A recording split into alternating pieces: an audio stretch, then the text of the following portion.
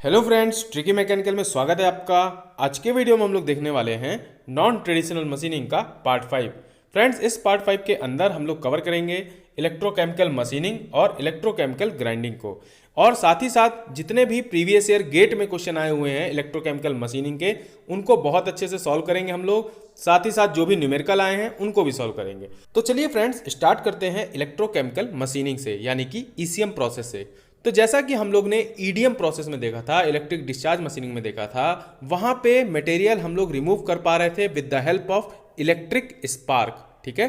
और साथ ही साथ वहां इलेक्ट्रिक स्पार्क जो हम जनरेट कर पा रहे थे, उसमें जो हमारा डाई इलेक्ट्रिक था उसका बहुत ही इंपॉर्टेंट रोल था। सिमिलर वे में जब हम लोग ईसीएम प्रोसेस की बात करते हैं तो यहाँ पे हम लोग इलेक्ट्रोकेमिकल एनर्जी का यूज करेंगे, इलेक्ट्रिक प्लस केमिकल एनर्जी, ठीक है। और जो केमिकल एनर्जी होगी यहाँ पे वो मॉलिक्यूलर लेवल पे होती है, या बोलिए एटॉमिक लेवल पे होगी, ठीक है।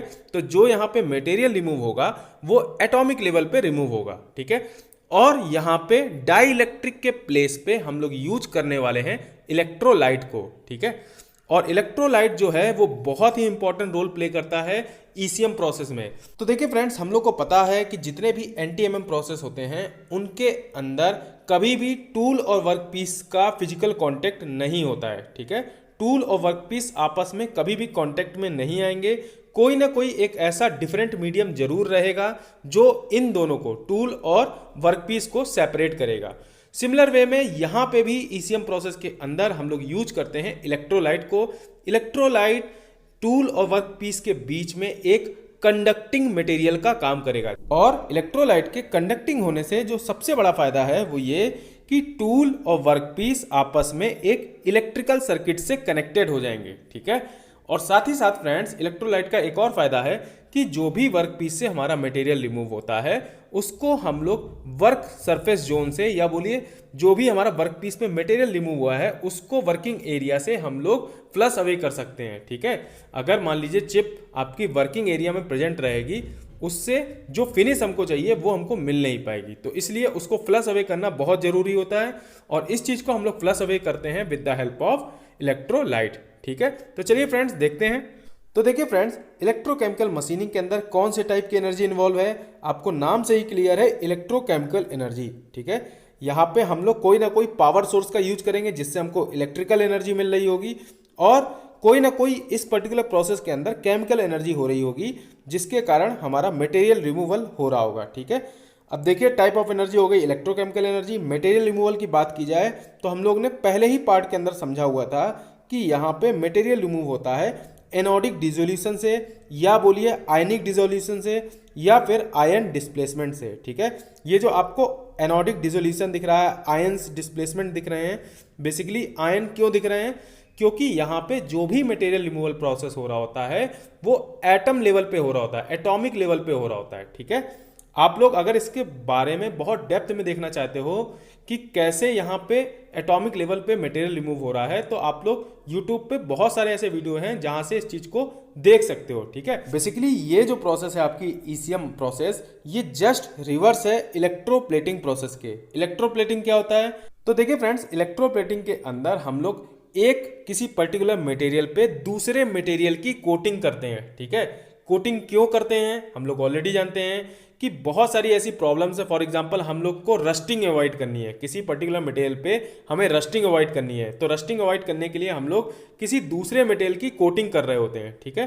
तो देखिए फ्रेंड्स, इलेक्ट्रोप्लेटिंग प्रोसेस के अंदर जिस पर्टिकुलर मटेरियल का हमें कोट करना है, यानी कि जिस मटेरियल का कोटिंग हमें चढ़ाना है, उस मटेरियल को हम लोग बनाते हैं कैथोड, ठीक है। और कैथोड से हम लोग मटेरियल को रिमूव करेंगे, ठीक। और जिस पर्टिकुलर मटेरियल पे हमें कोटिंग करना है, ठीक है, जिस मटेरियल पे आपको कोटिंग करना है उसको हम लोग बनाते हैं एनोड, ठीक है। और जो मटेरियल हमने कैथोड से रिमूव किया होता है उसको ला करके हम लोग एनोड पे पेस्ट कर देते हैं, ठीक है। तो ये हो जाती है आपकी इलेक्ट्रोप्लेटिंग प्रोसेस। इलेक्ट्रोप्लेटिंग प्रोसेस के अंदर जो भी मटेरियल हमारा रिमूव हो रहा था वो मेजरली कैथोड से रिमूव हो रहा है, ठीक है। और वो मटेरियल आ रहा था एनोड पे, ठीक है। लेकिन जो हम लोग इलेक्ट्रोकेमिकल मशीनिंग पढ़ते हैं वहाँ पे जितना भी मटेरियल रिमूव होता है वो एनोड से हो रहा होता है, इसीलिए हम लोग इस पर्टिकुलर प्रोसेस को बोलते हैं रिवर्स ऑफ इलेक्ट्रोप्लेटिंग, ठीक है। इसलिए आप लोग इस चीज़ को याद रखिएगा। जो चीज़ हम लोग एनटीएम प्रोसेस के अंदर कर रहे होते हैं मेजरली, यानी टूल को हम बनाते हैं कैथोड और वर्क पीस को बनाते हैं एनोड, जस्ट अपोजिट हम लोग कर रहे होते हैं इलेक्ट्रोप्लेटिंग प्रोसेस में। तो फ्रेंड्स, अब आप लोग सबसे लास्ट पॉइंट पे आ जाओ। Tool and work piece are not in direct contact, या बोलिए कोई भी फिजिकल कांटेक्ट नहीं रहता है टूल और वर्क पीस के बीच में। हम लोग पावर सप्लाई ऑन करेंगे तो टूल और वर्क पीस में क्योंकि कोई डायरेक्ट कांटेक्ट नहीं है, तो जो हमारा इलेक्ट्रिकल सर्किट है वो फुलफिल नहीं हो पा रहा होता है, ठीक है। तो इसी चीज़ को फुलफिल करने के लिए हम लोग यहाँ पे यूज करते हैं इलेक्ट्रोलाइट का।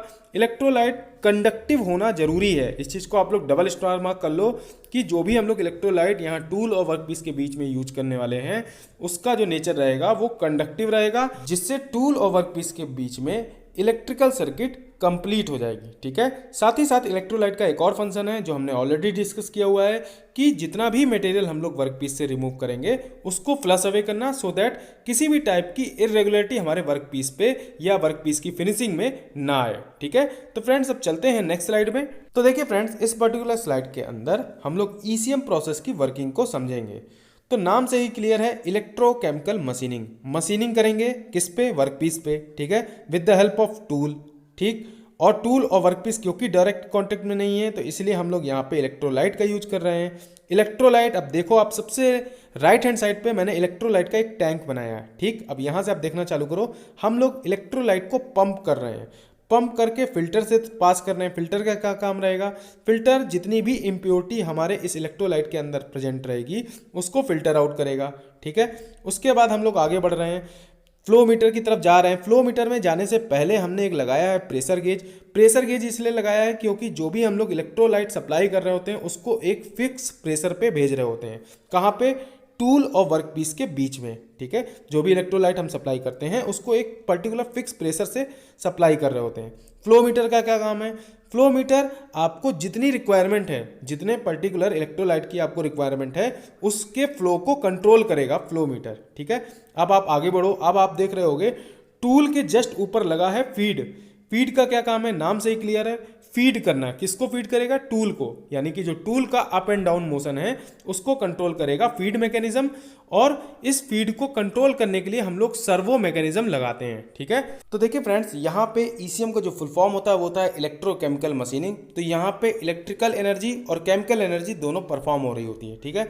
इलेक्ट्रिकल एनर्जी को सप्लाई करने के लिए हम लोग एक डीसी पावर सोर्स का यूज करते हैं, जिसमें डीसी पावर सोर्स का जो निगेटिव टर्मिनल है उसको हम लोग कनेक्ट करते हैं कैथोड के साथ, और जो डीसी पावर सप्लाई का पॉजिटिव टर्मिनल है उसको हम लोग कनेक्ट करते हैं वर्क पीस के साथ। वर्क पीस जो कि फिक्सचर पे माउंट है, फिक्सचर का क्या काम होता है हमें मालूम है ऑलरेडी, वर्क पीस को सपोर्ट करना, ठीक है।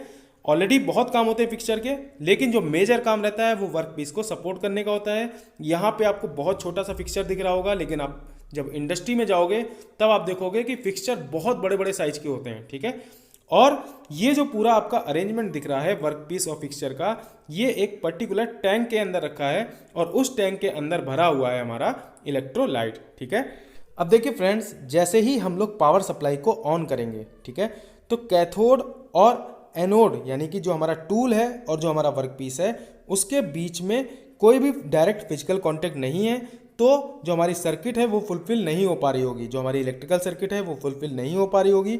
लेकिन जैसे ही हम लोग इलेक्ट्रोलाइट को सप्लाई करेंगे तो इलेक्ट्रोलाइट के सप्लाई करने से, क्योंकि इलेक्ट्रोलाइट हमारा कंडक्टिव है नेचर में, इसके कारण से जो हमारा इलेक्ट्रिकल सर्किट है टूल और वर्क पीस के बीच में वो कंप्लीट हो जाएगी। इलेक्ट्रिकल सर्किट के कंप्लीट होते ही जो भी हमारी इलेक्ट्रिकल एनर्जी है वो सप्लाई होगी, और इलेक्ट्रिकल सर्किट के फुलफिल हो जाने से या बोलिए कंप्लीट हो जाने से जो हमारा इलेक्ट्रोलाइट है वो आयंस के फॉर्म में वर्क पीस से मटेरियल को रिमूव करेगा, ठीक है। और क्योंकि मटेरियल आपके वर्क पीस से रिमूव हो रहा है या बोलिए एनोड से रिमूव हो रहा है, तो इसलिए जो मटेरियल रिमूवल की जो मैकेनिज्म है उसको हम लोग बोलते हैं एनोडिक डिसोल्यूशन, ठीक है। क्योंकि एनोड है हमारा वर्क पीस और यहीं से मटेरियल रिमूव होता है, तो इसलिए इसको हम बोलते हैं एनोडिक डिसोल्यूशन। और फ्रेंड्स, जो भी मटेरियल वर्क पीस से रिमूव हुआ है इसको फ्लश अवे करेगा डाइलेक्ट्रिक। तो फ्रेंड्स, पूरी मैकेनिज्म हमें अच्छे से समझ में आ गई है। अब एक और इंपॉर्टेंट चीज देख लो आप लोग, पावर सप्लाई। तो यहाँ पे डीसी पावर सप्लाई यूज करते हैं, हम लोग ऑलरेडी जानते हैं, और उसका जो वोल्टेज रहेगा वो 3 to 30 वोल्ट रहेगा, ठीक है। ईडीएम प्रोसेस डिफरेंट प्रोसेस था, हम लोग ने अच्छे से सीखा था। क्यों डिफरेंट था? क्योंकि वहां पे हाई वोल्टेज यूज करते हैं। कितना हाई? 60 to 300 volt. तो फ्रेंड्स इसीलिए ईडीएम प्रोसेस को हम लोग बोलते हैं high voltage and low current process. Similarly अगर बात की जाए ईसीएम प्रोसेस की, तो यहाँ पे low voltage and high current रहता है। करंट कितना रहेगा? 500 to 40,000 एम्पियर। ठीक है, तो जो ईसीएम प्रोसेस है वो low voltage and high current process है। और फ्रेंड्स एक और चीज, आप लोग टूल और वर्कपीस के बीच का एक स्पेस देख रहे होंगे जिसको मैंने स्मॉल h से रिप्रेजेंट किया है। ठीक है, ये जो स्पेस है ये वेरी करता है with the help of servo mechanism जो हमने टूल पे लगा रखी है। ठीक है, टूल पे हमने लगाया फीड और उस फीड को कंट्रोल करता है सर्वो मैकेनिज्म। फ्रेंड्स पूरा का पूरा डायग्राम हमें अच्छे से समझ में आ गया है, इसकी वर्किंग अच्छे से समझ में आ गई। अब हम लोग चलते हैं नेक्स्ट स्लाइड में। तो देखिए फ्रेंड्स इस पर्टिकुलर स्लाइड के अंदर हम लोग कुछ और चीज़ें जानेंगे, जैसे टूल और वर्कपीस के बीच का जो गैप रहता है वो अराउंड 0.1 to 0.25 mm रहता है। ठीक है, और इसको सर्वो मैकेनिज्म कंट्रोल करेगा। इलेक्ट्रोलाइट की बात की जाए तो वहाँ मैंने आपको बताया था पंप लगा के इसको थोड़े हाई प्रेशर पे भेजते हैं टूल और वर्कपीस के बीच में। वो प्रेशर कितना रहेगा?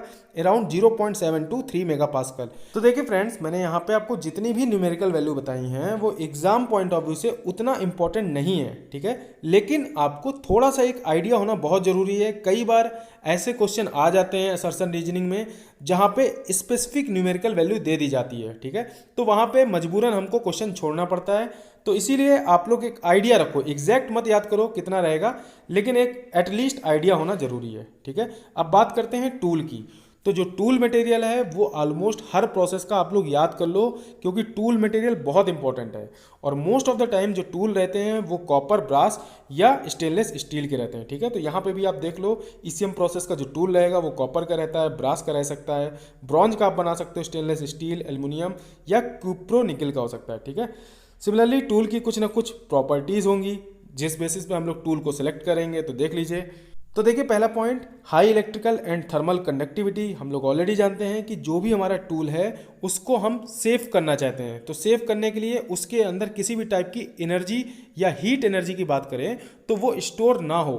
तो वो स्टोर कब नहीं होगी? जब जो हमारा टूल है उसकी थर्मल कंडक्टिविटी हाई रहे। ठीक है, और साथ ही साथ हम लोग ऑलरेडी जानते हैं कि जितने भी ईसीएम और ईडीएम प्रोसेस हैं वहाँ पे टूल और वर्क दोनों का कंडक्टिव होना इसेंशियल है। ठीक है, ये एक इन प्रोसेस की रिक्वायरमेंट है, मेजर रिक्वायरमेंट। ठीक है, तो ये भी आप point triple star mark at least कर लो, ये आपको याद होना चाहिए। सिमिलरली जो हमारा टूल हो उसके अंदर स्टिफनेस होनी चाहिए। ठीक है, जितने भी इम्पैक्ट लोड आ रहे हैं, जितना भी हाई प्रेशर टूल पे एक्ट करता है उसको एब्जॉर्ब करने की उसके अंदर कैपेसिटी होनी चाहिए। ठीक है, तो हमारा टूल कम से कम इतना स्ट्रांग होना जरूरी है। सिमिलरली तीसरे पॉइंट की बात की जाए तो टूल का कोरोजन रेजिस्टिव होना जरूरी है। ठीक है, यानी कि टूल के अंदर हाई कोरोजन रेजिस्टेंस की प्रॉपर्टी होना चाहिए।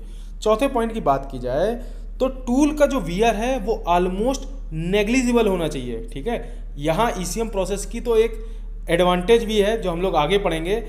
ईसीएम की एडवांटेज यही है कि यहाँ पे टूल वियर ऑलमोस्ट नेग्लिजिबल होता है, और नेग्लिजिबल टूल वियर होने के कारण हम लोग मान के चलते हैं कि ईसीएम प्रोसेस के अंदर नो टूल वियर, किसी भी टाइप का टूल वियर नहीं होता है। ठीक है, होता है लेकिन वो बहुत ज़्यादा नेग्लिजिबल रहता है। किसी और एनटीएमएम प्रोसेस के कंपैरिजन में यहाँ पे जो टूल वियर होता है वो ऑलमोस्ट नेग्लिजिबल होता है। ठीक है, तो देख लीजिए फ्रेंड्स, टूल की प्रॉपर्टीज में मैंने लास्ट पॉइंट यही मेंशन किया है कि tool should have infinitive wear ratio. Wear ratio क्या होता है? कितना अमाउंट ऑफ वर्क पीस से मटेरियल हमने रिमूव किया डिवाइडेड बाय कितना टूल का वियर हो गया। ठीक है, तो इसलिए इनफाइनाइट होना चाहिए। क्यों इनफाइनाइट होना चाहिए? क्योंकि टूल का वियर हम लोग नेग्लिजिबल चाहते हैं। नेग्लिजिबल बोल लीजिए या जीरो बोल लीजिए, तो 1/0 कितना हो जाएगा? इनफाइनाइट। ठीक है, तो फ्रेंड्स आई थिंक आपको ये वाला पॉइंट समझ में आ गया होगा। अब लास्ट जो मैंने पॉइंट लिखा है उस पर आ जाओ। ECM process provides highest material removal rate. इस चीज़ को आप लोग एटलीस्ट 5 स्टार मार्क कर लो, ये बहुत ज़्यादा इंपॉर्टेंट है। जितने भी एनटीएमएम प्रोसेस हैं उसमें हाईएस्ट मटेरियल रिमूवल रेट देता है ईसीएम प्रोसेस। ठीक है, और यहाँ पे नो टूल वियर होता है, मैंने ऑलरेडी आपको बता दिया। फ्रेंड्स चलते हैं नेक्स्ट स्लाइड में। तो देखिए फ्रेंड्स, इस पर्टिकुलर स्लाइड में हम लोग इलेक्ट्रोलाइट से रिलेटेड चीज़ों को जानेंगे। तो इलेक्ट्रोलाइट का जो मेजर फंक्शन है वो हम लोग समझ चुके हैं, लेकिन एक और पॉइंट आप लोग को पता होना चाहिए। जैसा कि हम लोग ने इलेक्ट्रोप्लेटिंग के केस में पढ़ा था कि जो कैथोड होता है वहाँ से मटेरियल रिमूव होता है और वो जाके डिपॉजिट हो जाता है एनोड पे। ठीक है, लेकिन इलेक्ट्रोप्लेटिंग का जस्ट रिवर्स प्रोसेस है हमारा ईसीएम प्रोसेस, ठीक है। लेकिन ईसीएम प्रोसेस के अंदर आपने एक चीज़ देखी होगी कि जो भी मटेरियल हम लोग वर्कपीस से रिमूव कर रहे हैं वो डिपॉजिट नहीं हो रहा है टूल पे। क्यों नहीं हो पाता है वो इसीलिए नहीं हो पाता है क्योंकि हम लोग यहाँ पे इलेक्ट्रोलाइट का यूज करते हैं, ठीक है। तो इस चीज़ को आप लोग याद रखना। इलेक्ट्रोलाइट की बात की जाए तो दो टाइप के इलेक्ट्रोलाइट होते हैं, पहला पैसिवेटिंग, दूसरा नॉन पैसिवेटिंग। पैसिवेटिंग का क्या काम होगा? पैसिवेटिंग का काम रहेगा अगर आपको लार्ज स्टॉक रिमूव करना है, किसी वर्कपीस से ज़्यादा अमाउंट रिमूव करना है, तो वहाँ पे आप लोग पैसिवेटिंग टाइप का इलेक्ट्रोलाइट यूज करोगे। लार्ज अमाउंट रिमूवल का मतलब क्या हुआ? रफ मशीनिंग कर रहे हो, ठीक है। और अगर आपको फिनिश कट करना है, फिनिश मशीनिंग करनी है, या बोलिए बहुत स्मॉल अमाउंट रिमूव करना है, तो इसके लिए आप लोग नॉन पैसिवेटिंग इलेक्ट्रोलाइट यूज करोगे, ठीक है। इस चीज़ को आप लोग डबल स्टार मार्क कर लो, ये भी बहुत इंपॉर्टेंट है। अब हम लोग बात करते हैं प्रॉपर्टीज ऑफ इलेक्ट्रोलाइट। तो देखिए फ्रेंड्स, फर्स्ट पॉइंट है हाई इलेक्ट्रिकल कंडक्टिविटी। तो जो भी इलेक्ट्रोलाइट हम लोग यूज करेंगे उसकी कंडक्टिविटी हाई होनी चाहिए, ठीक है। इलेक्ट्रिकल कंडक्टिविटी उसकी हाई होनी चाहिए सो दैट हमारा टूल और वर्क पीस के बीच में इलेक्ट्रिकल सर्किट की फॉर्मेशन हो सके। सिमिलरली दूसरे पॉइंट पे आओ, हाई स्पेसिफिक हीट। क्यों हाई स्पेसिफिक हीट चाहिए? क्योंकि फ्रेंड्स हम लोग चाहते हैं कि जो भी हमारा इलेक्ट्रोलाइट है उसका टेम्परेचर ईजिली राइज ना हो, ठीक है। हमारा इलेक्ट्रोलाइट का टेम्परेचर ईजिली राइज ना हो और वो ज़्यादा देर तक अपना फंक्शन को परफॉर्म कर सके, ठीक है। अगर मान लीजिए इलेक्ट्रोलाइट का टेम्परेचर बहुत जल्द इंक्रीज हो जाएगा तो उसके बर्न आउट होने के चांसेस बढ़ जाएंगे, ठीक है। स्पेसिफिक हीट हम लोग ऑलरेडी जानते हैं, unit degree Celsius temperature increase करने के लिए हमें कितना अमाउंट ऑफ एनर्जी रिक्वायर्ड होता है उसको बोलते हैं हम लोग स्पेसिफिक हीट, ठीक है। तो friends I think first and second point clear है। अब हम लोग आते हैं थर्ड पॉइंट पे। तो देखिए थर्ड पॉइंट है कि chemical stability, non corrosive and non toxic. तो जो भी हम लोग इलेक्ट्रोलाइट यूज करेंगे वो केमिकली स्टेबल होना चाहिए। ऐसा नहीं होना चाहिए कि वो टूल के साथ जाकर रिएक्शन करने लग जाए या फिर टूल का ही कोरोजन करने लग जाए, ठीक है। तो हमारा जो इलेक्ट्रोलाइट होना चाहिए उसके अंदर ये सारी प्रॉपर्टी होनी चाहिए। सिमिलरली चौथे पॉइंट को देखिए, लो विस्कोसिटी, ये ऑलरेडी हम लोग समझते हैं। पांचवें पॉइंट पे आइए, resistance to formation of passivating film on workpiece surface. तो देखिए फ्रेंड्स, पांचवा पॉइंट जो है वो ये कह रहा है कि इलेक्ट्रोलाइट के अंदर ये प्रॉपर्टी होनी चाहिए सो दैट कि वर्कपीस से जो भी मटेरियल रिमूव हो रहा है वो वर्कपीस पे स्टिक ना हो जाए, ठीक है। तो इसीलिए जो हमारा इलेक्ट्रोलाइट होना चाहिए वो पैसिवेटिंग फिल्म जो फॉर्म हो सकती है वर्कपीस पे उसको ना बनने दे, ठीक है। पैसिवेटिंग फिल्म क्या हुआ? यही जो आपका वर्कपीस से मटेरियल रिमूव हुआ वो वर्कपीस से ऑक्सीडाइज होकर के उस पे ही स्टिक ना हो। तो हम लोग चाहते हैं कि इलेक्ट्रोलाइट के अंदर एटलीस्ट ये प्रॉपर्टी भी हो, ठीक है। तो यही चीज लिखी है, resistance to formation of passivating film on workpiece surface, ठीक है। तो फ्रेंड्स अब आप लोग लास्ट पॉइंट पे आ जाओ। मैंने लिखा हुआ है for ECM of steel NaCl used as an electrolyte, ठीक है। तो आप लोग इलेक्ट्रोलाइट के नेम पे एटलीस्ट NaCl का नाम हमेशा याद रखना सो दैट इंटरव्यू में अगर आपसे पूछा जाए तो आपको पता होना चाहिए कि हम लोग मोस्ट ऑफ द टाइम कौन से इलेक्ट्रोलाइट को यूज करते हैं। जैसे डाई इलेक्ट्रिक के केस में मैंने आपको बताया था केरोसिन। सिमिलरली यहाँ पे आप लोग NaCl का नाम याद रखना, ठीक है। नीचे में मैंने आपको कुछ और इलेक्ट्रोलाइट के नाम दिए हैं। फॉर एग्जाम्पल एलॉय, अगर आपका आयरन बेस्ड है तो वहाँ पे chloride solution in water at least 20% NaCl add करके यूज कर सकते हो एज एन इलेक्ट्रोलाइट। सिमिलरली अगर आपका निकल बेस्ड एलॉय है तो वहाँ पे आप लोग हाइड्रोक्लोरिक एसिड यानी HCl या फिर कुछ ब्राइन और H2SO4 का मिक्सचर यूज कर सकते हो। तो फ्रेंड्स आई थिंक आपको सारी चीज़ें समझ में आ गई होंगी इस स्लाइड में। अब हम लोग चलते हैं नेक्स्ट स्लाइड में। तो देखिए फ्रेंड्स, ईसीएम जो प्रोसेस होता है वो फैराडे लॉ पे बेस्ड होता है, फैराडे लॉ ऑफ इलेक्ट्रोलिसिस, ठीक है। तो अकॉर्डिंग टू फैराडे लॉ क्या है? Mass of material removal is directly proportional to flow of charge within electrolyte, ठीक है। इस चीज़ को याद रखिएगा, फैराडे लॉ ये बहुत इंपॉर्टेंट है, इवन ये क्वेश्चन आ भी चुका है, ठीक है। तो फैराडे लॉ ऑफ इलेक्ट्रोलिसिस पे बेस्ड होता है हमारा ईसीएम का प्रिंसिपल। तो देखिए जो लॉ है वो बोलता है मास ऑफ मटेरियल रिमूवल, यानी कि m जो है वो डायरेक्टली प्रोपोर्शनल है चार्ज के, चार्ज ऑफ इलेक्ट्रोलाइट के। तो ये क्या होगा? चार्ज क्या होता है? Q इक्वल टू IT, ठीक है। हम लोग ऑलरेडी 12th लेवल पे पढ़े हुए हैं ये सारी चीज़ें। तो m जो हो जाएगा वो प्रोपोर्शनल हो जाएगा I इंटू T। अब देखिए सबसे नीचे में मैंने 3 कॉलम बनाए हैं, तो सबसे फर्स्ट जो कॉलम है उस पर आ जाओ आप लोग, m proportional to I into T। Proportionality sign हटाया तो वहाँ पे आ गया m equal to Z into IT, ठीक है। Z क्या होता है? Z होता है आपका इलेक्ट्रोकेमिकल इक्विवेलेंट, ठीक है। Z होता है आपका इलेक्ट्रोकेमिकल इक्विवेलेंट। अब टी जो है m equal to Z I T हो गया, तो टी को आप लोग नीचे में ले आओ तो हो जाएगा मास फ्लो रेट, मास पर यूनिट टाइम को हम लोग मास फ्लो रेट बोलते हैं, वो कितना हो जाएगा जेड इंटू आई। ठीक है, अब आप सेकंड कॉलम में आओ तो देखिए फ्रेंड्स मैंने यहाँ पे यही चीज़ लिखी हुई है, mass flow rate equal to Z into I. Z होता है इलेक्ट्रोकेमिकल इक्विवेलेंट और इसकी वैल्यू कितनी होगी ई अपॉन एफ। ई क्या चीज़ होता है, ई होता है आपका ग्राम इक्विवेलेंट। ग्राम इक्विवेलेंट क्या होता है, atomic weight divided by valency. ठीक है, तो देखिए फ्रेंड्स अब आप लोग के माइंड में एक क्वेश्चन आ रहा होगा कि ये एटॉमिक वेट और वैलेंसी किस चीज़ की है। ये जो हम मटेरियल रिमूव कर रहे हैं उस पर्टिकुलर मटेरियल या बोलिए वर्क पीस के मटेरियल की एटॉमिक वेट और उसके वैलेंसी की बात कर रहे हैं। ठीक है, सिमिलरली देखिए अब एटॉमिक वेट को हम लोग कैपिटल ए से रिप्रेजेंट करेंगे और वैलेंसी को स्मॉल वी से, तो ई का जो फॉर्मूला है वो बन गया E equal to A upon small V. Same चीज़ को आप पुट कर दो mass flow rate equal to Z into I में, तो आप देखो मैंने थर्ड कॉलम में फॉर्मूला लिखा है mass flow rate equal to E upon F into I. ठीक है, तो फ्रेंड्स अब एफ क्या चीज़ होता है, एफ होता है आपका फेरेडे कांस्टेंट। इसकी वैल्यू कितनी होती है 96500 यानी कि 96,500 कूलम्स। ठीक है, तो इस चीज़ को आप लोग याद कर लीजिएगा, कई बार क्वेश्चन में नहीं दिया रहता है तो आपको ये वैल्यू याद होनी जरूरी है। ठीक है, तो फ्रेंड्स अब हम लोग चलते हैं नेक्स्ट स्लाइड में। तो देखिए फ्रेंड्स जो फर्स्ट फॉर्मूला है इस पर्टिकुलर स्लाइड में लेफ्ट हैंड पे आप देखो mass flow rate equal to E upon F into I. तो ये जो मास फ्लो रेट है इसको हम लोग ईसीएम के अंदर बोलते हैं मटेरियल रिमूवल रेट, क्योंकि जो भी ये मास फ्लो रेट हो रहा है वो किस चीज़ का है, वो है आपका मटेरियल के रिमूवल का। तो इसकी जो वैल्यू निकल के आएगी ई अपॉन एफ इंटू आई की जो वैल्यू निकल के आएगी वो रहती है ग्राम पर सेकेंड में। ठीक है, ये जो पर्टिकुलर फॉर्मूला की जो लास्ट यूनिट होगी वो रहेगी ग्राम पर सेकेंड, इस चीज़ को याद रखिएगा। और साथ ही साथ फ्रेंड्स आप लोग जितने भी ईसीएम के न्यूमेरिकल लगाना, जो भी इलेक्ट्रोकेमिकल मशीनिंग के आप न्यूमेरिकल सॉल्व करोगे वहाँ पे सारी की सारी यूनिट सीजीएस यूनिट होनी चाहिए। सीजीएस क्या होता है, सी से सेंटीमीटर, जी से ग्राम और एस से सेकेंड। आप लोग भले ही कितने ही परफेक्ट हो सारी की सारी यूनिट को सॉल्व करने में, लेकिन आप लोग हमेशा सीजीएस सिस्टम का यूज करोगे जब भी ईसीएम का न्यूमेरिकल सॉल्व करोगे।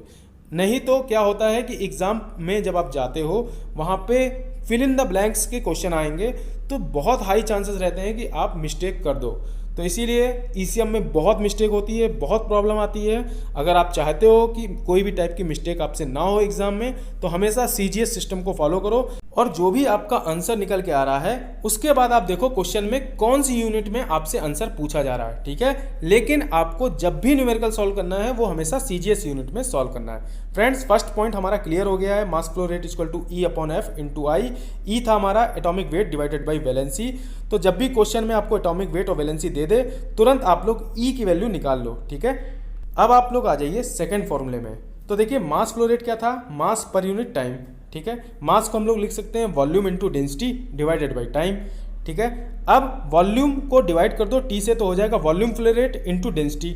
ठीक है, अब आपने ऑलरेडी मास फ्लो रेट का एक फॉर्मूला और पढ़ा है ई अपॉन एफ इंटू आई, उसके साथ इसका कंपेरिजन करो तो आपको एक नया वॉल्यूम फ्लो रेट का फॉर्मूला मिल जाएगा। वो क्या हो जाएगा ई आई अपॉन रो एफ। ठीक है, पहले तक था ई आई अपॉन एफ, अभी हो गया ई आई अपॉन रो एफ। और इस पर्टिकुलर वॉल्यूम फ्लो रेट की जो वैल्यू होगी या बोलिए यूनिट रहेगी वो रहेगी सेंटीमीटर क्यूब पर सेकेंड। फर्स्ट यूनिट थी आपकी ग्राम पर सेकेंड, यहाँ है सेंटीमीटर क्यूब पर सेकेंड। तो देखिए फ्रेंड्स जो भी हमने मास फ्लो रेट का फॉर्मूला निकाला था ग्राम पर सेकंड में, इसको हमने बोला था मटेरियल रिमूवल रेट। क्यों? क्योंकि यहाँ पे भी वर्कपीस से सारी चीज़ें रिमूव हो रही थी। सिमिलरली जो हम दूसरा फॉर्मूला निकाले हैं ई आई अपॉन रो एफ का, यहाँ पे यूनिट आ रही सेंटीमीटर क्यूब पर सेकंड और ये था आपका वॉल्यूम फ्लो रेट। इसको भी हम लोग बोलते हैं मटेरियल रिमूवल रेट इन सेंटीमीटर क्यूब पर सेकेंड। यानी कि जो भी आपने मटेरियल रिमूव किया है उसको अगर वॉल्यूम फ्लो रेट के बेसिस पे कैलकुलेट करोगे तो आपको फॉर्मूला मिलेगा ई आई अपॉन रो एफ। तो इसीलिए आप लोग याद रखना दोनों की दोनों चीज़ें मटेरियल रिमूवल रेट है। एक में यूनिट मिलती है आपको मास फ्लो रेट के बेसिस पे यानी ग्राम पर सेकंड बेसिस पे, और दूसरे में आपको मिलती है सेंटीमीटर क्यूब पर सेकंड यानी कि वॉल्यूम फ्लो रेट के बेसिस पे। ठीक है, तो फ्रेंड्स अब आप लोग मुझे एक आंसर बताओ कि आप जो भी वर्क पीस से मटेरियल रिमूव कर रहे हो तो क्या आपका वर्क पीस हमेशा प्योर मेटल रहेगा?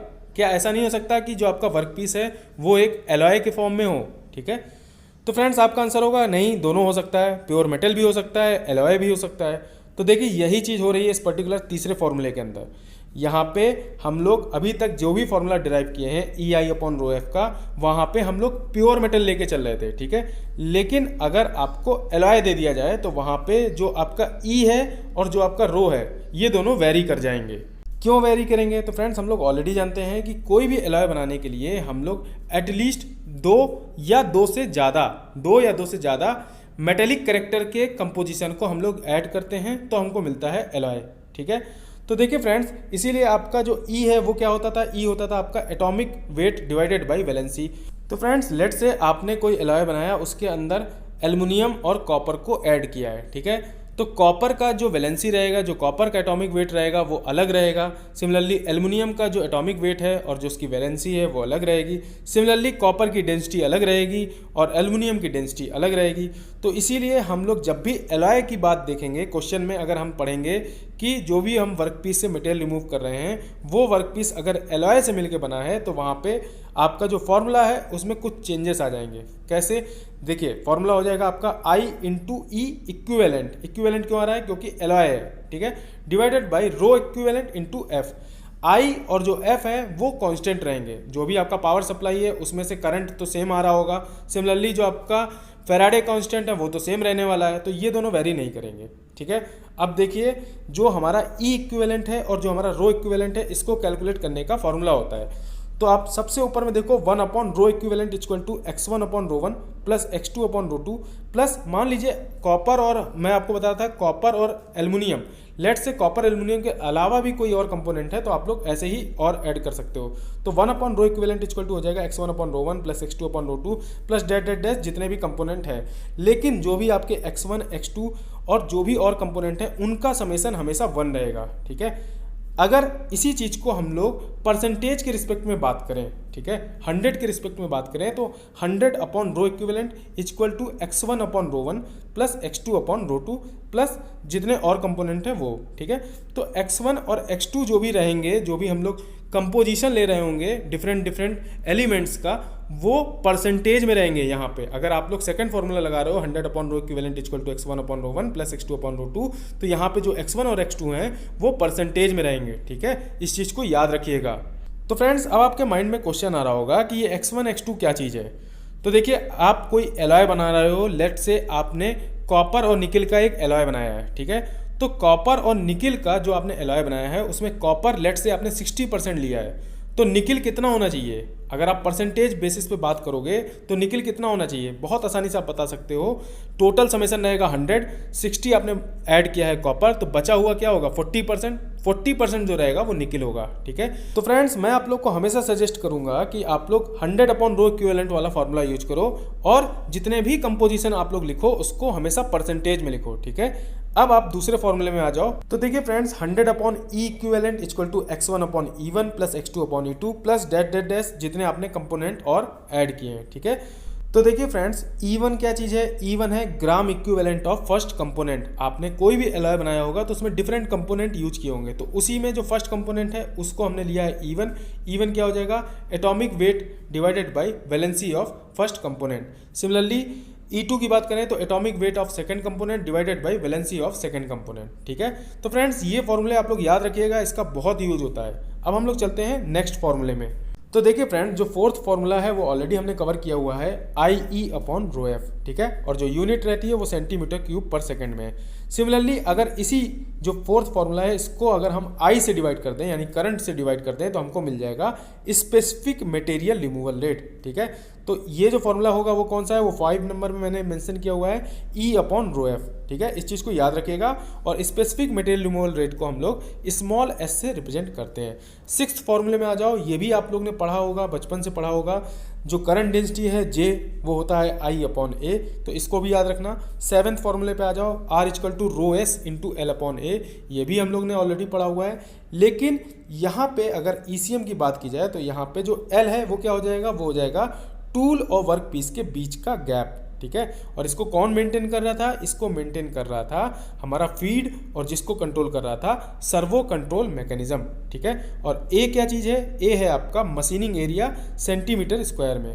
सिमिलरली रोएस क्या है? रोएस है आपका रजिस्टिविटी ओम सेंटीमीटर में। तो फ्रेंड्स आप लोग हमेशा एक चीज़ याद रखना कि यहाँ पे जो भी यूनिट हम लोग यूज करेंगे वो सीजीएस सिस्टम वाली यूनिट रहेगी, सेंटीमीटर, ग्राम और सेकंड की। अब आप लोग आ जाओ 8th फॉर्मूले में, 8th जो फॉर्मूला है उसमें आ जाओ।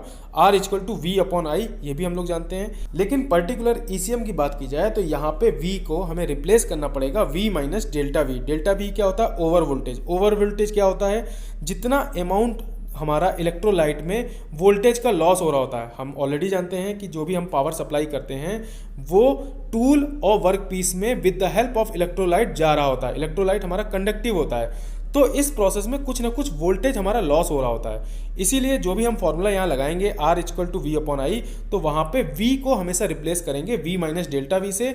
डेल्टा V होगा ओवर वोल्टेज। अगर क्वेश्चन में डेल्टा V आपको गिवन है तो आपको मेंशन करना पड़ेगा, अगर आपको नहीं गिवन है तो वहाँ आपको डेल्टा V 0 लेना है, ठीक है। तो चलिए अब 9th नंबर पे आ जाइए, फीड रेट। फीड रेट क्या होता है? जिस रेट से हमारा टूल वर्क पीस की तरफ मूव करेगा, या बोलिए जिस रेट से वर्क पीस से मटेरियल रिमूव हो रहा होगा, वही होता है फीड रेट। तो देखिए फीड रेट को हमेशा हम लोग सेंटीमीटर पर सेकंड में लिखेंगे, या बोलिए इसकी जो यूनिट रहेगी वो सेंटीमीटर पर सेकंड में होती है। और इसके दो फॉर्मूले हैं बेसिकली। पहला है material removal rate divided by machining area, ठीक है। तो मटेरियल रिमूवल रेट कौन वाला लेना है? सेंटीमीटर क्यूब पर सेकंड वाला लेना है, जो कि हमारा था IE अपॉन रो एफ, ठीक है। सिमिलरली मशीनिंग एरिया कौन सा होगा? जिस पर्टिकुलर एरिया में हमारी मशीनिंग परफॉर्म हो रही होगी, और ये जो एरिया रहेगा वो सेंटीमीटर स्क्वायर में रहेगा, ठीक है। तो फ्रेंड्स अब बात करते हैं फीड रेट के सेकंड फॉर्मूले की, जो मैंने उसमें जस्ट नीचे लिखा है small s into J. Small s क्या था? स्पेसिफिक मटेरियल रिमूवल रेट, जिसकी वैल्यू थी E upon rho F into J. J क्या है? करंट डेंसिटी, ठीक है। एग्जैक्टली सेम फॉर्मूला आएगा जब S इंटू जे करोगे आप, तो वही चीज निकल के आएगी material removal rate divided by machining area. लेकिन आपको दोनों चीजें याद होनी चाहिए एग्जाम पॉइंट ऑफ व्यू से। तो देख लीजिए फ्रेंड्स, फीड रेट का जो फाइनल फॉर्मूला है वो है E upon rho F into V minus delta V divided by rho S into L, ठीक है। तो फ्रेंड्स अब आप लोग आ जाओ 10th नंबर में। 10th नंबर पे जो फॉर्मूला लिखा है वो एग्जैक्टली सेम है, और हमने 9th नंबर से उसको लिया हुआ है, ठीक है। एल क्या चीज होती है? एल होती है टूल और वर्क पीस के बीच का गैप, ठीक है। टूल को हम लोग इलेक्ट्रोड भी बोलते हैं, तो इलेक्ट्रोड और वर्क पीस के बीच का गैप, इसी को बोलेंगे एल। तो देखिए फ्रेंड्स, 9th और 10th नंबर का फॉर्मूला एग्जैक्टली सेम है। आप इनमें से कोई भी याद कर सकते हो, और जिनको याद नहीं हो रहा है उनके लिए मैं एक छोटा सा ऑब्जर्वेशन बता दे रहा हूं। तो देखिए फ्रेंड्स, आप लोग को मटेरियल रिमूवल रेट का जो वॉल्यूम रेट के हिसाब से फॉर्मूला था वो याद होगा, वो था IE अपॉन रो एफ, ठीक है। तो सेम चीज यहाँ पे भी है। I को रिप्लेस कर दो आप लोग V माइनस डेल्टा वी से, E सेम है। और जो नीचे में रो और F है वो दो डिफरेंट टाइप के। रो कौन सा है? रो यहाँ पे दो टाइप का है, पहला डेंसिटी, दूसरा रजिस्टिविटी, ठीक है। और F जो है वो भी दो टाइप का, पहला फैराडे कांस्टेंट और दूसरा फीड रेट। अब आप लोग फॉर्मूले की तरफ देखो, L इक्वल टू हमने I को रिप्लेस किया V माइनस डेल्टा वी से into E divided by row F।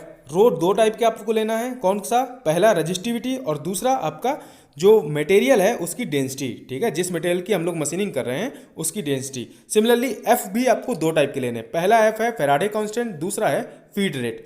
तो देखिए फ्रेंड्स, मैंने आपको एक ऑब्जर्वेशन बताया है, आप इस वे में याद कर सकते हो। जो लोग याद कर लेते हैं उनको कोई प्रॉब्लम नहीं है, तो वेल एंड गुड। जिनको याद नहीं हो रहा है, प्लीज़ आप लोग को ये फॉर्मूला याद करना पड़ेगा। जितने भी फॉर्मूले मैंने बताए हैं वो सारे के सारे आपको याद होने जरूरी है, ठीक है। तो फ्रेंड्स चलते हैं नेक्स्ट स्लाइड में। तो चलिए फ्रेंड्स, कुछ क्वेश्चन सॉल्व कर लेते हैं। ये देखिए क्वेश्चन गेट 1997 का है। Selection of electrolyte for ECM is as follows. तो फ्रेंड्स, मैंने आपको बताया था कि दो टाइप के इलेक्ट्रोलाइट थे। पहला पैसिवेटिंग, पैसिवेटिंग का काम था रफ मशीनिंग करना, या बोलिए स्टॉक रिमूवल करना, ठीक है। और जो आपका नॉन पैसिवेटिंग इलेक्ट्रोलाइट था उसका काम था small amount of material remove करना, या बोलिए फिनिश मशीनिंग करना, ठीक है। तो इसका सही आंसर हो जाएगा बी पार्ट। फ्रेंड्स कंफ्यूज मत होइएगा, ए पार्ट मत टिक कीजिएगा।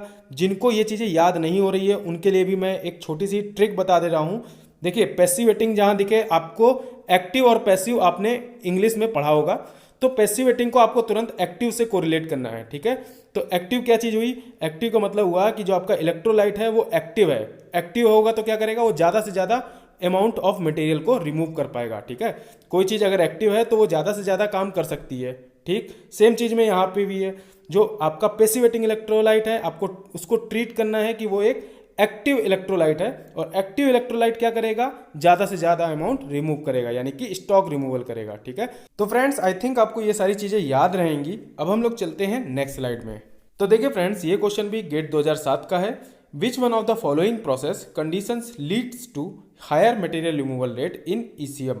तो इसका सही आंसर क्या होगा, इसका सही आंसर होगा ए पार्ट। कैसे, देखिए मटेरियल रिमूवल रेट का हमने फॉर्मूला पढ़ा है IE/ρF। ई क्या था, ई था आपका atomic weight divided by valency. ठीक है, तो आप यहीं से देख सकते हो आई और एटॉमिक वेट ये डायरेक्टली प्रोपोर्शनल हो जाएंगे मटेरियल रिमूवल रेट के, तो इसलिए सही आंसर हो जाएगा ए पार्ट। चलते हैं फ्रेंड्स नेक्स्ट क्वेश्चन में। तो देखिए फ्रेंड्स, ये क्वेश्चन भी गेट 2014 में सेट 4 में आया हुआ है। The principle of material removal in electrochemical machining is based on किस पे, कौन से प्रिंसिपल पे बेस्ड है आपका ईसीएम, वो बेस्ड है फैराडे लॉ पे। ठीक है, यानी इसका सही आंसर हो जाएगा बी पार्ट। फ्रेंड्स चलते हैं नेक्स्ट क्वेश्चन में। तो देखिए फ्रेंड्स, ये क्वेश्चन भी गेट 2016 में आया हुआ है। यहाँ पे 4 स्टेटमेंट दिए हुए हैं, उनमें से आपको सही स्टेटमेंट सेलेक्ट करना है। तो देखिए फ्रेंड्स, पहला स्टेटमेंट है electrolyte is used in electrochemical machining, बिल्कुल ठीक है। दूसरे स्टेटमेंट में आइए, electrolyte is used in electrical discharge machining, बिल्कुल गलत है फ्रेंड्स। हम लोग ने ऑलरेडी पढ़ा हुआ है कि इलेक्ट्रिकल डिस्चार्ज मशीनिंग के अंदर टूल और वर्क पीस के बीच में हम लोग यूज करते हैं डाई इलेक्ट्रिक को। ठीक है, तो इसलिए क्यू स्टेटमेंट गलत हो गया। अब आप लोग आंसर में देखो, सब में क्यू पार्ट दिया हुआ है, तो इसलिए इसका सही आंसर हो जाएगा ए पार्ट। अब चलते हैं नेक्स्ट क्वेश्चन में। तो देखिए फ्रेंड्स, ये क्वेश्चन गेट 2011 में आया हुआ है। ईसीएम पे बेस्ड एक न्यूमेरिकल है। यहाँ पे आयरन का मटेरियल रिमूवल हो रहा है, उसका एटॉमिक वेट और वैलेंसी गिवन है, तो यहाँ से हमको मिल जाएगा ई। फिर डेंसिटी आप देख लो 7.8 ग्राम पर सेंटीमीटर क्यूब दिया है। सिमिलरली आप लोग देखो कि material removal rate centimetre cube पर मिनट में गिवन है। ठीक है, ये क्या है आपका IE/ρF की वैल्यू है 2 सेंटीमीटर क्यूब पर मिनट। फिर क्वेश्चन में आपसे आई की वैल्यू पूछ रहा है। तो फ्रेंड्स, मैंने आपको ऑलरेडी बताया हुआ है कि जहां भी आप ईसीएम का क्वेश्चन देखोगे वहां पे आपको सारी की सारी यूनिट, जो भी आपको डायमेंशन गिवन होगी, उसको तुरंत कन्वर्ट करना है सीजीएस यूनिट में। तो आप देखो यहाँ पे मटेरियल रिमूवल रेट जो है वो 2 सेंटीमीटर क्यूब पर मिनट में गिवन है। हम लोग जानते हैं सीजीएस में सेकंड होना चाहिए। ठीक है, तो यहाँ पे 2 सेंटीमीटर क्यूब पर मिनट को हम कन्वर्ट कर लेंगे सेंटीमीटर क्यूब पर सेकंड में। अब आप डेंसिटी देखो, डेंसिटी की वैल्यू बिल्कुल सही है 7.8 ग्राम पर सेंटीमीटर क्यूब। हमें फॉर्मूला ऑलरेडी पता है, मटेरियल रिमूवल रेट होता है IE/ρF। ई क्या होगा, ई होगा आपका जो आयरन है उसका मटेरियल रिमूव हो रहा है, यहाँ पे कोई एलॉय नहीं है, तो प्योर मेटल है आपका आयरन, तो इसलिए ई हो जाएगा atomic weight divided by valency, direct आप निकाल सकते हो। सिमिलरली रो आपको गिवन है, तो सारी वैल्यू आप पुट करो, आई की वैल्यू निकल के आ जाएगी 896.07, और इस क्वेश्चन का सही आंसर हो जाएगा ए पार्ट। फ्रेंड्स चलते हैं नेक्स्ट क्वेश्चन में। तो देखिए फ्रेंड्स, ये क्वेश्चन भी गेट 2009 में आया हुआ है। यहाँ पे आपको आयरन बोल रहा है, जो वर्कपीस है वो आयरन है, उसका जो मटेरियल रिमूव हो रहा है वो 20x20 mm में है।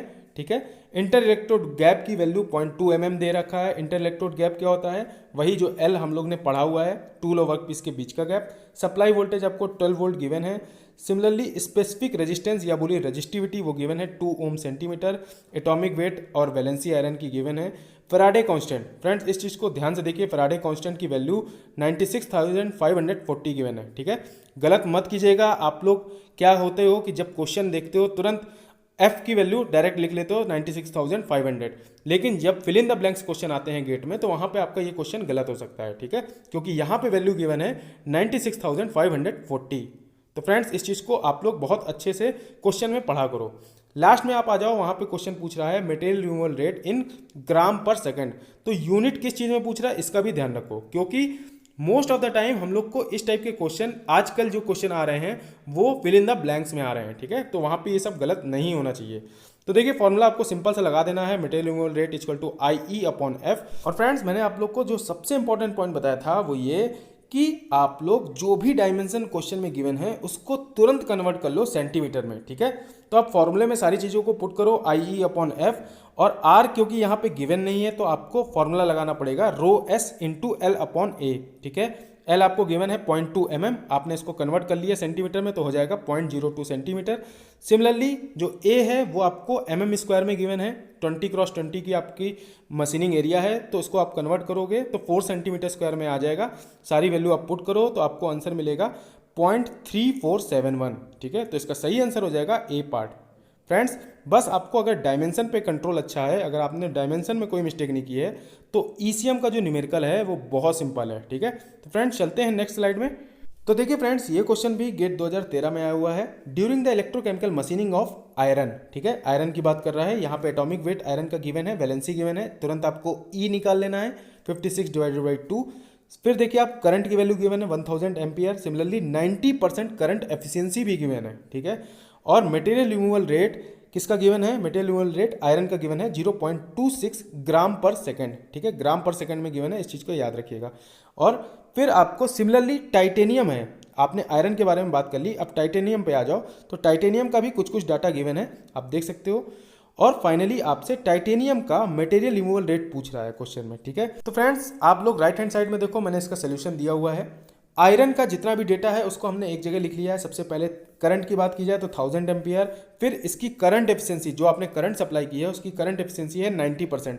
तो एक्चुअल कितनी करंट सप्लाई हो रही होगी? वो होगी 900 एम्पियर। ठीक है, 90% एफिशिएंट करंट पहुंच पा रहा होगा हमारे वर्क पीस तक। ठीक है, तो इसलिए 900 एम्पियर हमारे काम की चीज हो गई। फिर मटेरियल रिमूवल रेट देख लो 0.26 ग्राम पर सेकेंड। सिमिलरली आप लोग एटॉमिक वेट और वैलेंसी देख लो आयरन की, वो है 56 और 2। ठीक है, तो ये हो गया वन सब्सक्रिप्ट के अंदर आयरन को हम लोग ने स्टडी किया। टाइटेनियम का देख लीजिए, सिमिलरली आई गिवन है 2000 एम्पियर, वहाँ पे भी करंट एफिशिएंसी 90% है, तो एक्चुअल करंट कितनी हो जाएगी? 2000 इंटू 0.9, इसका मतलब 1800 एम्पियर। सिमिलरली यहाँ पे जो टाइटेनियम है उसका एमआरआर पूछ रहा है क्वेश्चन में, और atomic weight of valency given है। तो फ्रेंड्स फॉर्मूला हमें पता है MRR equal to IE upon F, और हमको मालूम है जो फेराडे कांस्टेंट है यानी कि जो F है वो कांस्टेंट रहेगा, तो हमने F की वैल्यू निकाल ली, वो क्या हो गई? IE upon MRR। ठीक है, तो अब चाहे टाइटेनियम हो चाहे आयरन हो, दोनों के लिए फेराडे कांस्टेंट सेम रहेगा, तो हमने दोनों का कंपेरिजन करा दिया। ठीक है, I1 E1 divided by MRR1, 1 क्या है? 1 सब्सक्रिप्ट है आयरन के लिए। ठीक है, हमने आयरन को 1 मान लिया और टाइटेनियम को 2 मान लिया। आप लोग फॉर्मूले में सारी चीज़ें को पुट कर दो I1 E1 अपॉन MRR1 में, और similarly I2 E2 upon MRR2 में, तो MRR2 आपका निकल के आ जाएगा 0.297। ठीक है, तो ऑप्शन देखो जो क्लोजेस्ट है वो है आपका सी पार्ट यानी कि 0.30। तो फ्रेंड्स इसका सही आंसर है सी पार्ट। चलते हैं नेक्स्ट क्वेश्चन में। तो देखिए फ्रेंड्स, ये क्वेश्चन गेट 2008 में आया हुआ है। A researcher conducts ECM on a binary alloy. Binary alloy के बारे में बात हो रही है, यानी कि IE अपॉन रो एफ में हमारा इक्विवेलेंट वाला टर्म आने वाला है। ठीक है, तो यहाँ पे दो कंपोनेंट है एलॉय के, पहला है आयरन और दूसरा है मेटल P। दोनों का एटॉमिक वेट, दोनों की वैलेंसी गिवन है, और फेराडे कांस्टेंट 96,500 गिवन है। ठीक है, और देखिए क्वेश्चन में आपको volumetric material removal rate 50 mm³ पर सेकंड गिवन है। सिमिलरली करंट की वैल्यू 2000 एम्पियर गिवन है, और क्वेश्चन में आपसे परसेंटेज ऑफ मेटल P पूछ रहा है। ठीक है, तो देखिए फ्रेंड्स, सबसे पहले क्वेश्चन में आपको जो भी डेटा गिवन है उसको नोट कर लो। सबसे पहले रो इक्विवेलेंट यानी कि जो हमारा एलॉय है, बाइनरी एलॉय, उसकी डेंसिटी गिवन है। ठीक है, तो हमको जो इक्विवेलेंट का फॉर्मूला था वो लगाने की जरूरत नहीं है, क्योंकि क्वेश्चन में गिवन है रो इक्विवेलेंट इक्वल टू 6000 kg/m³। क्योंकि kg/m³ में गिवन है तो हमको तुरंत इसको CGS यूनिट में लाना है, तो ग्राम पर सेंटीमीटर क्यूब में हम इसको कन्वर्ट कर लेंगे। सिमिलरली क्वेश्चन में आपसे कंपोजिशन ऑफ P पूछ रहा है परसेंटेज में। ठीक है, तो हमने P को मान लिया 1 और जो आयरन था उसको मान लिया 2। ठीक है, तो देखिए जो भी डेटा गिवन है 1 का वो हो गया P से रिलेटेड, जो आयरन का डेटा है वो 2 हो गया। तो देखिए फ्रेंड्स, हम लोग वॉल्यूमेट्रिक रिमूवल रेट जानते हैं क्या होता है, वो होता है IE अपॉन रो F। ठीक है, E जो है वो इक्विवेलेंट लेना है, और सिमिलरली जो रो है उसको भी हम लोग इक्विवेलेंट लेना है।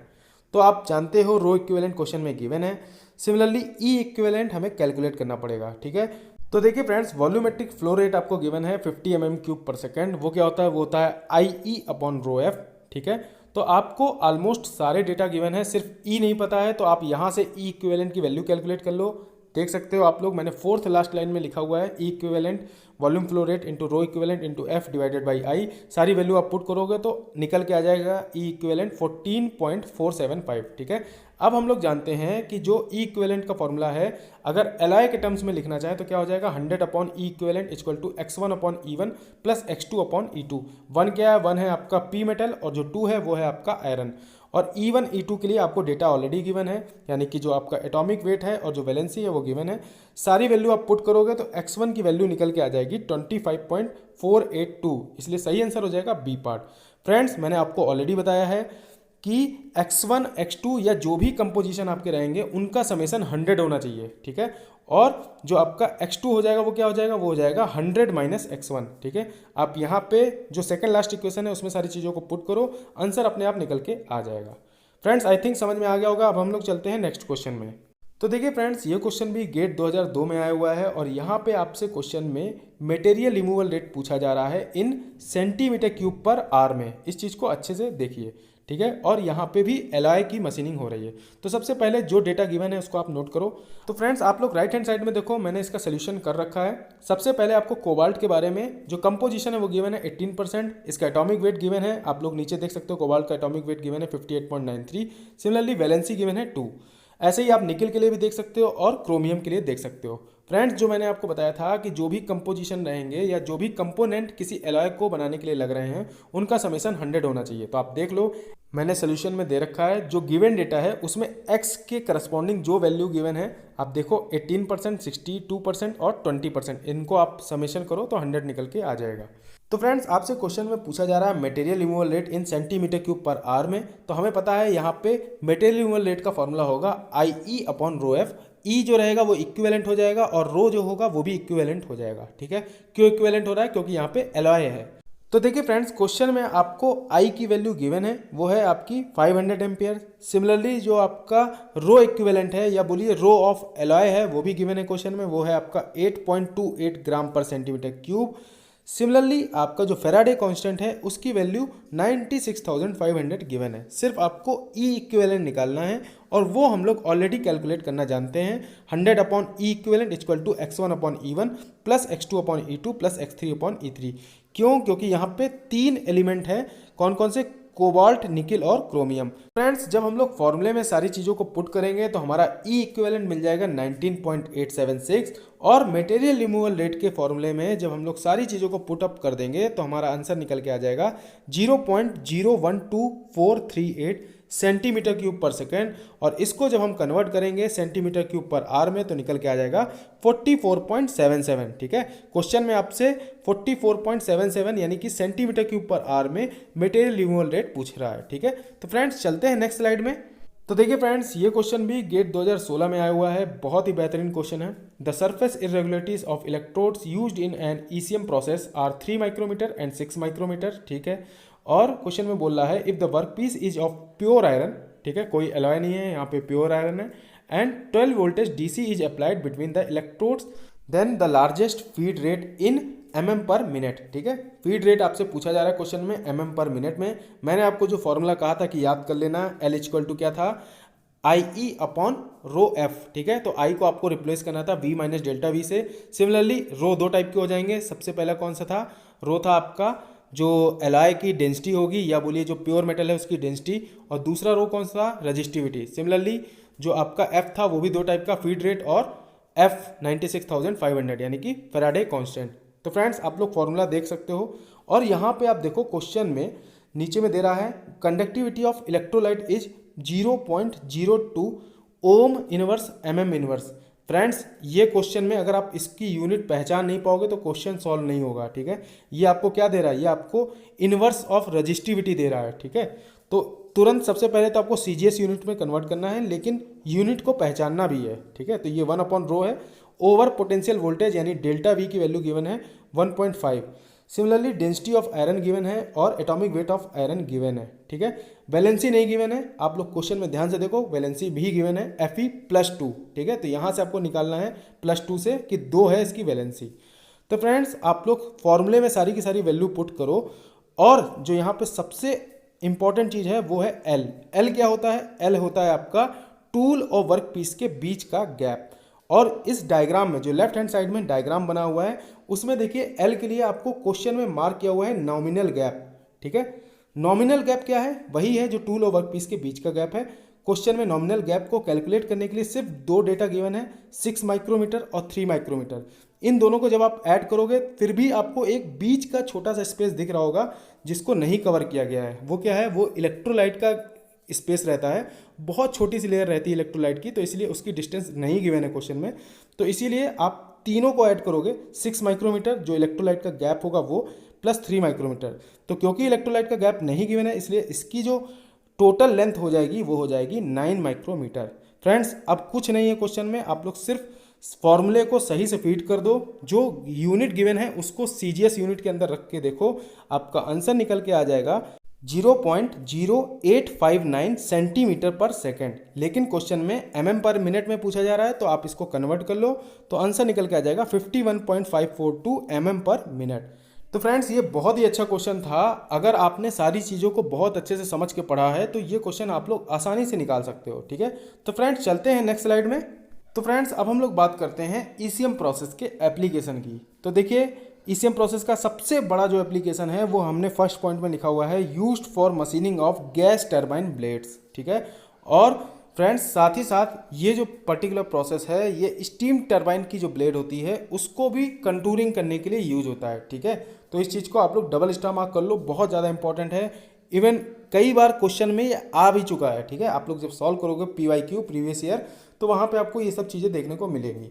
सिमिलरली आप देख लो, मैंने दूसरा पॉइंट में भी यही चीज़ लिखी है, प्रोफाइलिंग एंड गैस कंटूरिंग। जहाँ भी कंटूरिंग बनाना होगा इसके लिए बेस्ट प्रोसेस है आपका ईसीएम।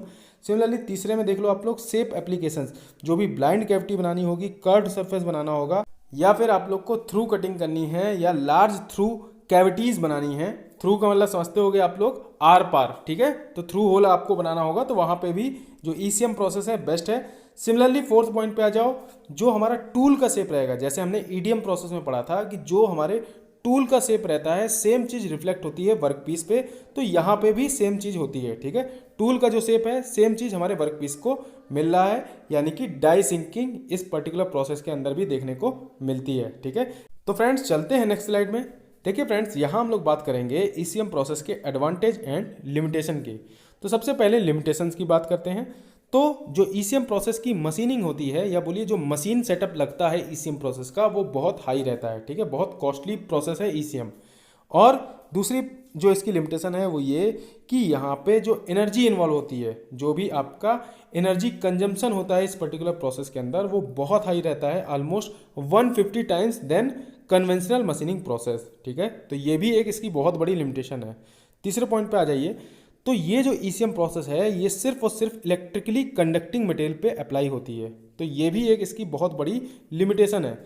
चौथे पॉइंट पे आ जाओ, यहाँ पे लिखा है लोअर फटीग स्ट्रेंथ। तो फ्रेंड्स ये जो लोअर फटीग स्ट्रेंथ है ये भी एक लिमिटेशन है आपके ईसीएम प्रोसेस की, ठीक है। फ्रेंड्स फटीग स्ट्रेंथ क्या होता है ये सब हमने ऑलरेडी मटेरियल साइंस वाले वीडियो में पढ़ा हुआ है, ठीक है। जो प्रॉपर्टीज़ एंड टेस्टिंग वाला पार्ट था उसके अंदर हम लोग ने ये सारी चीज़ें बहुत अच्छे से सीखी हुई है। अब हम लोग बात करते हैं एडवांटेज की। तो देखिए एडवांटेज यही है कि कितना भी आपका स्ट्रेंथ या हार्ड मटेरियल हो, सबकी मशीनिंग हम लोग कर सकते हैं with the help of ECM process, बशर्ते जो आपका मटेरियल होना चाहिए वो कंडक्टिव होना चाहिए, ठीक है। ये बस इसकी एक लिमिटेशन है। लेकिन मटेरियल कितना भी हार्ड हो, कितना भी टफ हो, कितना ही इसकी स्ट्रेंथ हो, उसकी मशीनिंग हम लोग कर पाएंगे, ठीक है। आप लोग को मालूम होना चाहिए कि जो हमारी टरबाइन ब्लेड्स होती हैं वो न्यूमोनिक एलॉय की बनी होती हैं और वो बहुत ही हार्ड मटेरियल है, तो उसकी जब प्रोफाइलिंग कर दे रहा है तो फिर आप समझ सकते हो कि ये किसी की भी मशीनिंग कर सकता है। सेकंड पॉइंट पे आ जाओ, good for low machinability and complex shapes. तो अगर कहीं पे भी स्मॉल मटेरियल रिमूव करके और कॉम्प्लेक्स शेप्स बनाने हो तो उसके लिए ईसीएम प्रोसेस बेस्ट है, ठीक है। तीसरे पॉइंट पे आ जाओ, due to atomic level dissolution surface finish is excellent around 0.6 micrometre, ठीक है। क्योंकि यहाँ पे एटॉमिक लेवल पे डिसोल्यूशन हो रहा होता है मटेरियल का, तो यहाँ पे किसी भी टाइप का स्ट्रेस डेवलप नहीं होगा। तो फ्रेंड्स हम लोग ने ऑलरेडी ईडीएम प्रोसेस में देखा था कि वहाँ पे स्पार्क के कारण जो मटेरियल था, जो वर्कपीस था, उस पे थर्मल स्ट्रेसेस डेवलप हो रहे थे। यहाँ पे ऐसी कोई भी प्रॉब्लम नहीं आती है, ठीक है। और सरफेस फिनिश आप देख सकते हो 0.2 to 0.6 माइक्रोमीटर की आप अचीव कर सकते हो। सोच सकते हो कितना हाईली सरफेस फिनिश प्रोसेस है। चौथे पॉइंट पे आ जाओ, टूल वियर ऑलमोस्ट नील। मैंने आपको इनिशियल स्लाइड्स में बताया था कि ईसीएम प्रोसेस की ये एक बहुत ही बड़ी एडवांटेज है। और जो लास्ट मैंने लिखा है इसमें जितने स्टार लगा सकते हो लगा लो, हाईएस्ट मटेरियल रिमूवल रेट। यहाँ इस पर्टिकुलर प्रोसेस के अंदर जो मटेरियल रिमूवल रेट होता है वो हमको हाईएस्ट मिलता है in comparison with all NTMM process, ठीक है। कितना रहता है? वो रहता है अराउंड 1600 यानी कि 1600 mm³ पर मिनट। फ्रेंड्स चलते हैं नेक्स्ट स्लाइड में। तो देखिए फ्रेंड्स, इस पर्टिकुलर स्लाइड के अंदर हम लोग इलेक्ट्रोकेमिकल ग्राइंडिंग के बारे में पढ़ेंगे। तो देखिए, जो हमारा इलेक्ट्रोकेमिकल ग्राइंडिंग है वो दो वर्ड से मिलकर बना है, पहला इलेक्ट्रोकेमिकल, दूसरा ग्राइंडिंग। तो जो हमारा इलेक्ट्रोकेमिकल मशीनिंग के अंदर हमने सारी चीज़ें पढ़ी थी वो एग्जैक्टली सेम रहने वाली हैं। क्या सिर्फ बदलेगा, जो हमारा टूल था वो बदल जाएगा यहाँ पे, ठीक है। यहाँ पे टूल के तौर पे हम लोग यूज करेंगे एब्रेसिव व्हील का, ठीक है। और हम लोग ऑलरेडी जानते हैं कि जो भी ग्राइंडिंग व्हील है उसमें दो चीज़ें रहती हैं, सबसे पहले एब्रेसिव्स और उन एब्रेसिव्स को बॉन्ड करने के लिए बॉन्डिंग मटेरियल, ठीक है। तो एब्रेसिव और बॉन्डिंग मटेरियल दोनों अलग चीज़ें हैं। एब्रेसिव की बात की जाए तो एब्रेसिव जो रहते हैं वो नॉन कंडक्टिंग इन नेचर रहते हैं। इस चीज़ को आप लोग ट्रिपल स्टार मार्क कर लो, बहुत बार क्वेश्चन में आ भी चुका है। तो देख सकते हैं फ्रेंड्स, जैसे कि एब्रेसिव में होता है आपका boron carbide B4C, similarly aluminium oxide Al2O3, silicon carbide SiC और क्यूबिक बोरान नाइट्राइल यानी कि CBN। ये जितने भी रहेंगे ये सारे के सारे नॉन कंडक्टिंग इन नेचर रहते हैं, ठीक है। और इन सारे के सारे एब्रेसिव मटेरियल को ऐड करने के लिए या बोलिए जोड़ने के लिए जो भी हम लोग बाइंडिंग मटेरियल यूज करते हैं वो कंडक्टिंग रहता है नेचर में, ठीक है। इस चीज़ को याद रखिएगा फ्रेंड्स। बाकी सारी की सारी चीज़ें सेम हैं। यहाँ पे जो आपका एब्रेसिव्स हैं उनका काम रहेगा कि जो भी स्टॉक मटेरियल से रिमूव कर रहे हैं, जो भी स्टॉक हम लोग वर्कपीस का रिमूव कर रहे हैं उसको वर्कपीस पे स्टिक ना होने दे, ठीक है। तो इसी के लिए आपका रफिंग करने का या बोलिए जो आपका एब्रेसिव व्हील का मेन पर्पज रहता था मटेरियल का रिमूवल करना, सेम चीज़ यहाँ पे भी होगा। लेकिन यहाँ पे जो एब्रेसिव व्हील है उसका पर्पज अलग है। यहाँ पे जो भी हमारा मटेरियल ऑलरेडी रिमूव हो चुका है with the help of electrochemical machining, उसमें जो भी मटेरियल रिमूव हुआ है वो ऑक्साइड लेयर ना फॉर्म कर दे हमारे वर्क पीस पे, इसी के लिए उन मटेरियल्स को हटाता है ये एब्रेसिव, ठीक है। तो फ्रेंड्स, बाकी सारी की सारी प्रोसेस सेम है जैसा कि हम लोग इलेक्ट्रोकेमिकल मशीनिंग के अंदर पढ़ते हैं। बस आपको तीन चीज़ें याद रखनी है। पहला जो मैंने आपको बता दिया कौन सी चीज़ कंडक्टिंग होगी, कौन सी चीज़ नॉन कंडक्टिंग, और ये जो एब्रेसिव व्हील है उसका पर्पस क्या है, और तीसरी जो चीज़ है वो है इसका एप्लीकेशन। तो फ्रेंड्स, अब आप लोग सबसे लास्ट पैराग्राफ में आ जाओ जहां मैंने डबल रेड कलर से टिक लगाया हुआ है, उसको पढ़ो। The process is used for shaping and sharpening tool, ठीक है। इसको फ्रेंड्स आप लोग बहुत अच्छे से याद कर लो, इसमें एटलीस्ट ट्रिपल स्टार मार्क कर लो कि जितने भी आपके शार्पनिंग टूल होते हैं उसके लिए ECG प्रोसेस यूज होगा, ठीक है। जो भी आपके सर्जिकल नीडल हो गए, फ्रेगाइल पार्ट्स हो गए, उनमें हमेशा ECG प्रोसेस यूज होता है, ठीक है। यहाँ तक कि जो भी कार्बाइड कटिंग टूल्स होंगे उनकी भी शार्पनिंग एंड शेपिंग हम लोग परफॉर्म कर सकते हैं with the help of electrochemical grinding process. Friends, आप लोग जितने पॉइंट मैंने स्लाइड में लिखे हैं वो सारे के सारे नोट डाउन कर लो। ऑलमोस्ट सारी की सारी चीज़ें हम लोगों ने डिस्कस की हुई हैं। तो फ्रेंड्स, यहाँ पे हम लोग का non traditional machining method finish हो गया है। और अगर मान लीजिए आपका कोई डाउट बचता है या कोई नया डाउट आपको आ रहा है तो आप लोग नीचे कमेंट करके मुझसे पूछ सकते हो। इवन आप लोग मेरे टेलीग्राम चैनल पे आकर के भी डाउट पूछ सकते हो, ठीक है। तो फ्रेंड्स, मिलते हैं नेक्स्ट वीडियो में। तब तक के लिए हंसते रहिए, मुस्कुराते रहिए। लाइफ में ऑलरेडी बहुत टेंशन है, हम लोग दूर करेंगे मुस्कुरा के। वीडियो अच्छा लगे तो लाइक कीजिएगा और कमेंट करके बताइएगा। Thank you friends.